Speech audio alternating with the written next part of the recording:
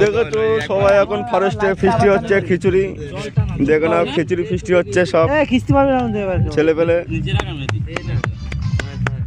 এই যে চেক করছে আমাদের বাবু, বাবু খিচুড়ি করছে। ও সেই সেই হ্যাঁ বাবু, এর মধ্যে বাদাম দিলে তো সেই হতো। এই যে আমাদের রান্নার মিস্ত্রি, এই যে আমাদের খিচুড়ি রান্নার ঠাকুর দুটো, শেষের দিকে খিচুড়ি, রান্না শেষের দিকে রান্নার ঠাকুর এগুলো।